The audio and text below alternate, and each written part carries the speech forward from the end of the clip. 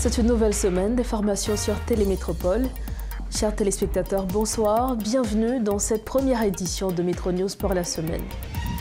Au sommaire de ce lundi, après plusieurs rebondissements, les 9 membres devant constituer le Conseil présidentiel sont connus.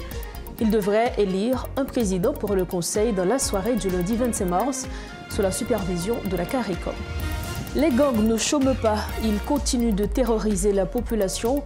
Plus d'une centaine de véhicules ont été incendiés au centre-ville de Port-au-Prince le week-end dernier. Les flammes ont également ravagé plusieurs maisons. Et puis après les États-Unis, la France, le Canada décident d'évacuer leurs ressortissants d'Haïti en raison de la violence des gangs. La ministre des Affaires étrangères, Mélanie Joly, lance une opération baptisée « Déport assisté » pour les Canadiens les plus vulnérables en Haïti.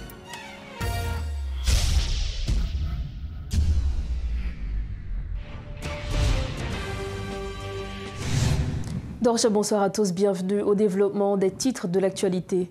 Environ 2 semaines après la réunion extraordinaire de la CARICOM, les parties prenantes peinent toujours à concrétiser la mise en place du Conseil présidentiel chargé de diriger la transition. Malgré de nombreuses hésitations, plusieurs modifications ont été apportées parmi les représentants. Suite au retrait de l'ambassadrice d'Haïti à l'UNESCO, Dominique Dupuis, l'ancien représentant du gouvernement haïtien République dominicaine, Smith Augustin, devient le nouveau choix de la coalition aidée, RAID et compromis historique. Conformément aux recommandations de la CARICOM, les 9 membres devraient élire un président pour le Conseil de la soirée du lundi 25 mars. Pendant ce temps, la liste des candidats à la présidentielle continue de s'allonger, avec l'ajout de Smith Augustin proposé par la coalition aidée, RAID et compromis historique, rejoignant la course aux côtés de Louis-Gérald Gilles, Edgar Fils-Leblanc et Fritz Alfonjean. Actuellement, les conseillers désignés travaillent sur l'élaboration du document qui définira le fonctionnement du Conseil présidentiel. Et pour mieux comprendre cet imbroglio politique et cet tâtonnement autour de la mise en place du Conseil présidentiel, nous avons avec nous le professeur et docteur Fritz Dorvilliers. Professeur Fritz Dorvilliers, bonsoir et merci infiniment de votre disponibilité. Oui, bonsoir. Alors, vous êtes ancien consul général d'Haïti à Montréal et également sociologue. Nous sommes ensemble pour commenter l'actualité. Entre un Premier ministre démissionnaire aujourd'hui et un Conseil présidentiel qui tarde à être installé, quelle est votre lecture de la situation, professeur ? Bon, ma lecture, c'est que la situation traduit exactement ce que nous sommes, notre manière de faire, notre manière de nous gouverner, de gouverner notre environnement, en fait, incarne nos relations. Ça caractérise nos relations, nos rapports politiques, c'est-à-dire que des rapports très conflictuels, des rapports très égocentriques, des rapports individualistes, c'est-à-dire que des rapports qui ne visent pas véritablement l'intérêt collectif. Parce que tout simplement, si nos rapports visaient l'intérêt collectif, ça fait longtemps qu'on aurait déjà dû avoir ce conseil présidentiel qui n'est pas évidemment la panacée, puisque nous sommes dans un vide constitutionnel, nous sommes dans une situation de quasi-guerre, mais une guerre non internationale, donc il fallait qu'on fasse vite, mais on voit très bien que les acteurs prennent leur temps comme s'il n'y avait aucun problème dans le pays. Donc c'est-à-dire que ce retard, cette nonchalance, tout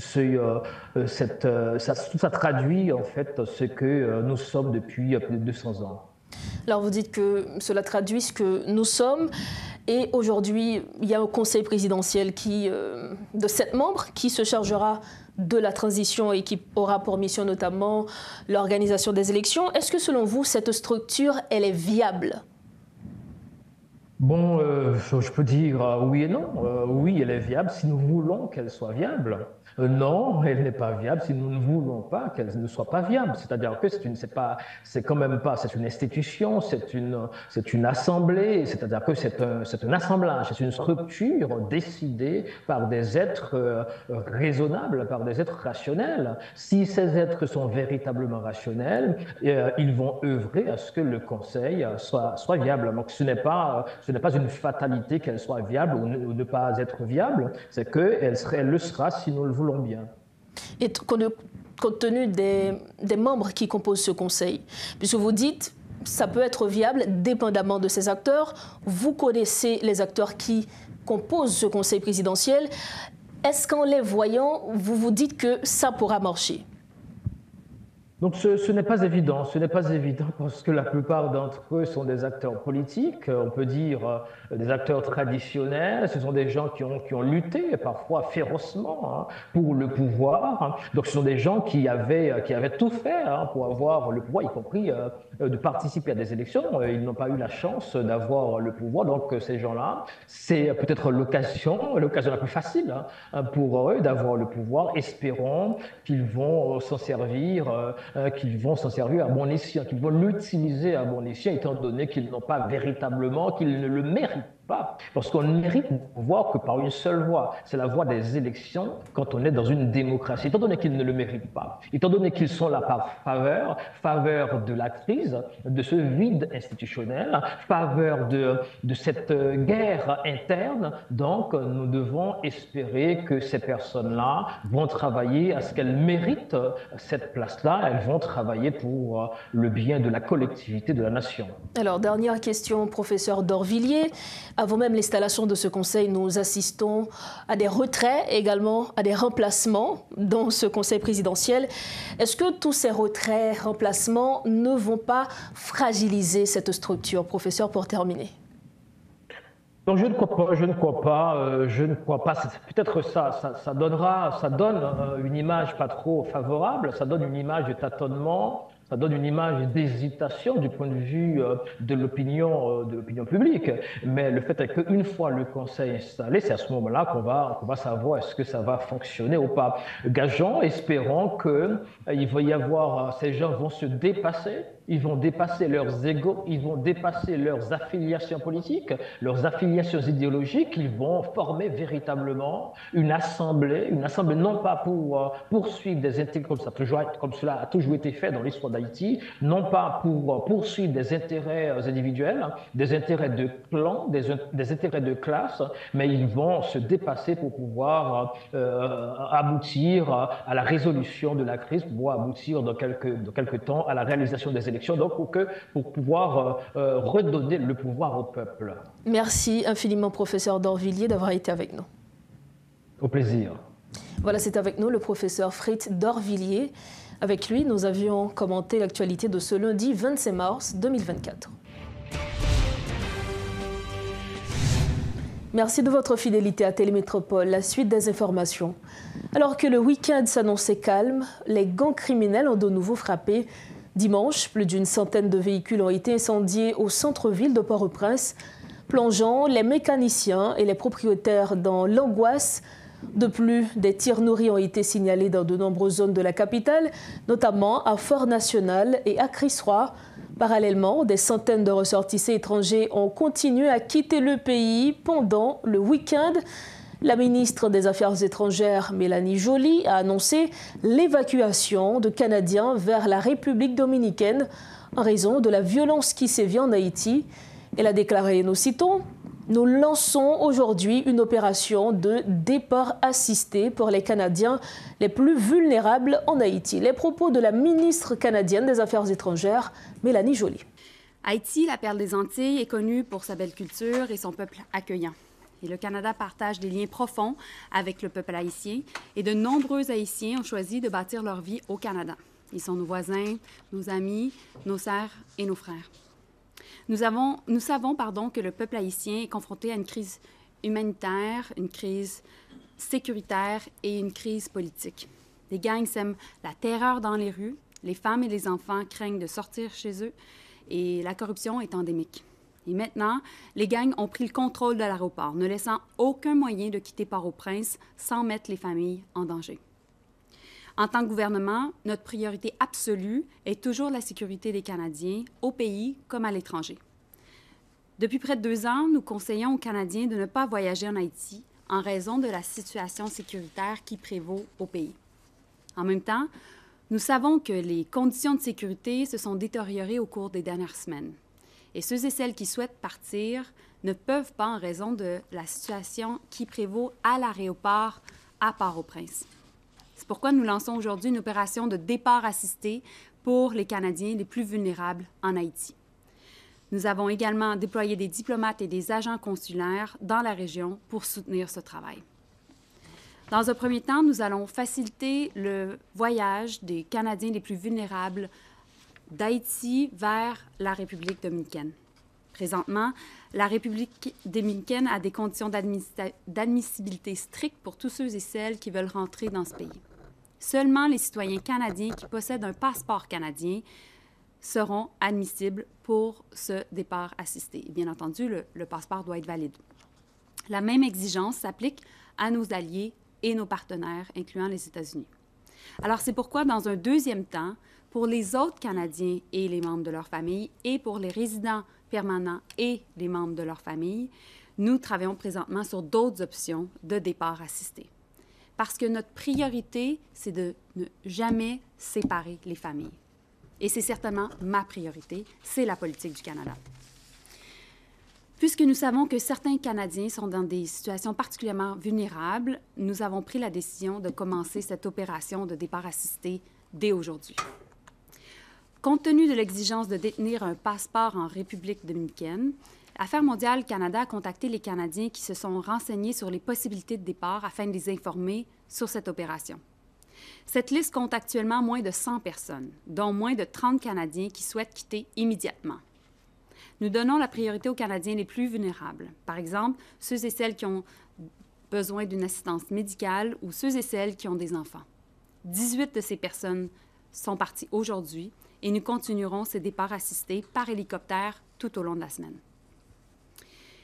J'aimerais également profiter de l'occasion pour m'adresser à ceux et celles qui nous regardent en Haïti ou aux Canadiens qui ont des proches dans ce pays. S'il vous plaît, inscrivez-vous auprès d'Affaires mondiales Canada et laissez-nous savoir si vous avez des besoins particuliers pour quitter le pays. Toujours dans ce chapitre, le centre-ville est sous le contrôle des groupes armés. Depuis le portail Les Organes jusqu'à la rue des Miracles, toutes les activités sont paralysées. Des tirs sont entendus de temps en temps et des individus armés cachés dans des maisons ou des entreprises sèment la panique. De nombreux commerçants ont abandonné leur business, y compris certains résidents de ces zones. Le Champ de Mars s'est transformé en une nouvelle gare routière. Suivez ce reportage de Rodolphe Pierre-Louis. L'évasion qui a eu lieu au pénitencier national semble être la dernière goutte d'eau qui a fait déborder le vase. Depuis Portail Les Organes jusqu'au niveau du carrefour Aviation, le centre-ville est totalement inaccessible. Des hommes armés occupent l'espace et sont prêts à ouvrir le feu sur tout ce qui bouge. Pas plus tard que ce samedi, un véhicule appartenant à une entreprise funéraire a été victime. Les locaux du Palais national et de nombreux bâtiments flambant neufs reconstruits par l'État haïtien se trouvent au cœur des démonstrations violentes provoquées par des groupes armés. Bon nombre d'habitants ont abandonné leurs maisons et des commerçants de la zone cherchent des endroits plus ou moins sûrs. C'est aussi le cas pour des chauffeurs de bus qui assurent les transports entre la capitale et les villes de province. Vu la dégradation de la situation à Portail Les Organes, le Champ de Mars est sur le point de devenir la nouvelle station de bus. À mesure que les groupes armés gagnent des territoires, des citoyens qui veulent vaquer à leurs occupations cherchent des zones plus ou moins tranquilles pour faire du business. Désormais, il n'y a aucun doute, le bicentenaire est aux mains des groupes armés. La Grande Rue également est aussi sous leur contrôle. Ce fameux endroit qui permettait autrefois aux citoyens d'aller gérer leurs problèmes d'ordre électrique provoqués par des appareils connus sous le nom de Bocathédrale n'existe plus. Bref, pour paraphraser la prophétesse Madame Emily Prophète, ce sont des territoires perdus.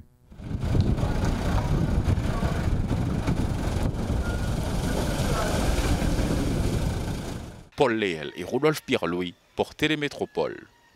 Et puis, autre nouvelle, près de 5 millions de personnes en Haïti sont actuellement confrontées à une grave insécurité alimentaire, révèle le dernier rapport de la Coordination nationale de la sécurité alimentaire. Parmi les 32 zones étudiées, 8 sont actuellement dans une situation d'urgence, ce qui correspond à la 4e phase de l'indice de la sécurité alimentaire, juste avant la famine. Le responsable de la CNSA, Armel Cazo, a lancé un appel urgent pour le rétablissement de la sécurité dans le pays. Il a également souligné l'importance de rouvrir les ports et les infrastructures aéroportuaires afin d'éviter une détérioration encore plus grave de la sécurité alimentaire dans le pays. Nous mettons un terme à ce journal, mais avant de partir, voici le rappel des titres qui dominent l'actualité de ce lundi. Après plusieurs rebondissements, les 9 membres devant constituer le Conseil présidentiel sont connus. Ils devraient élire un président pour le Conseil dans la soirée du lundi 25 mars, sous la supervision de la CARICOM. Les gangs ne chôment pas, ils continuent de terroriser la population. Plus d'une centaine de véhicules ont été incendiés au centre-ville de Port-au-Prince le week-end dernier. Les flammes ont également ravagé plusieurs maisons. Et puis après les États-Unis, la France, le Canada décide d'évacuer leurs ressortissants d'Haïti en raison de la violence des gangs. La ministre des Affaires étrangères, Mélanie Joly, lance une opération baptisée « Départ assisté » pour les Canadiens les plus vulnérables en Haïti. Voici ce qui met fin à cette édition de Métro News. Merci infiniment à chacun de vous de l'avoir suivi. Rendez-vous demain mardi. Bonsoir.